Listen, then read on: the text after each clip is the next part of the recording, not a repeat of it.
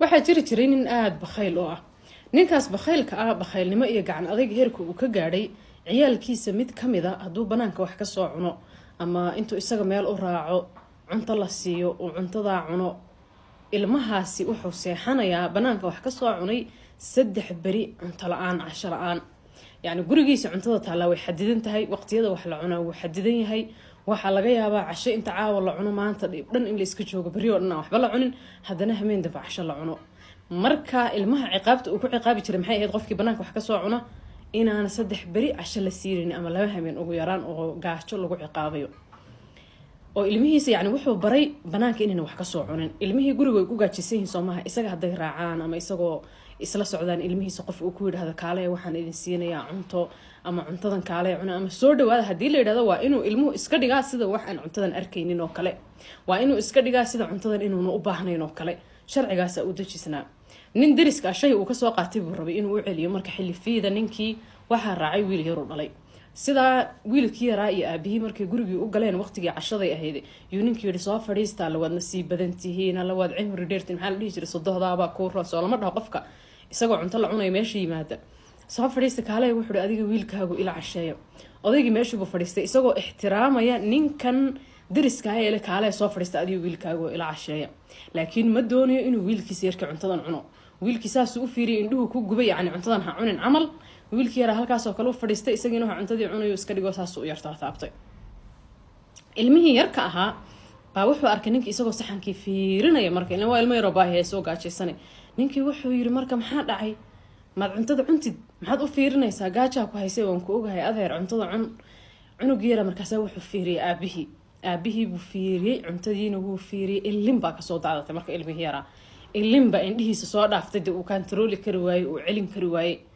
markaas ninkii intuu yaabay buu yiri maxaa dhacay adeer, maxaad u ooyeysaa? buu cuntada waata way ku hortaalaay maad cuntid. laakiin ninku wuxuu dareemay inuu wiilka yar aabihii ka cabsanayo.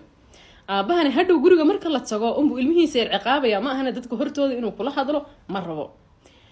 wuxuu yidhi marka ilmihii yarkaa intuu hadlay isagoo dee ooyayo indhihiisa ilin ka socoto hadalka gafgafay intuu hadlay buu wuxuu yidhi haddaan cashadan cuno 3 hameen baan waxaan ku seexanayaa casho la-aan. marka waxaa ii fiican buu inaan cashadan cunin. haddaan cashadan cuno waxaa laygu ciqaabayaa 3 hameen oo casho la-aan ah. waxaan ka cabsanayaa aabahay inuu ciqaabo haddaan cuntadan cuno. aabihiina meeshuu fadhiyaa. ninkii wuu yaabay. markaasuu wuxuu yidhi subxaan allah, ilmaha cuntada wayba hortaalahay, yacni maxaad ugu diidaysaa?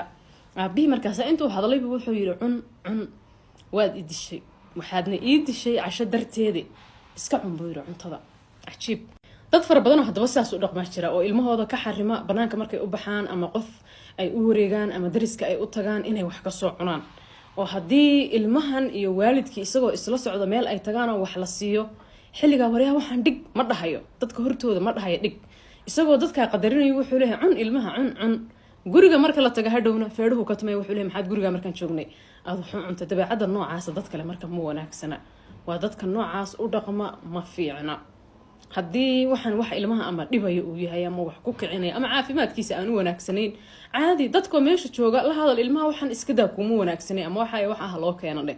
laakiin ilmaha banaanka markaad u baxdaan inaad fasaxdid oo dadka hortoodii aad kula hadlin oo indhaha ku gubtid oo hadhow guriga marka la tagana aad ciqaabtood ka jartid, wallahi dad badan oo nooca u dhaqmaa jira. laakiin ma aha dabeecad wanaagsan ma aha.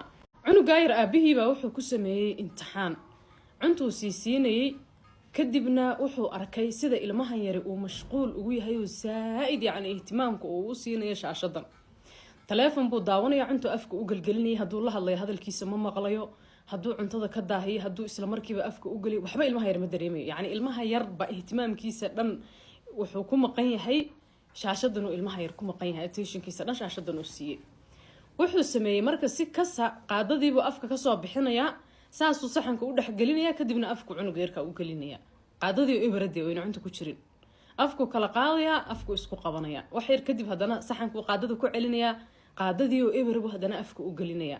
ilmahan yari marka ma dareemayo inaan cunto la siinayn, ma dareemayo in qaado ibara afka loo gelinayo. aabuhu markuu arkay yacni ilmahan yar iyo xaaladiisa siduu yahay shaashadan ugu maqan yahay uu dhaxgalay buu wuxuu ka duubay kaliibkan isagoo cuntada yacni qaadada ibirka ah afka u gelgelinaya.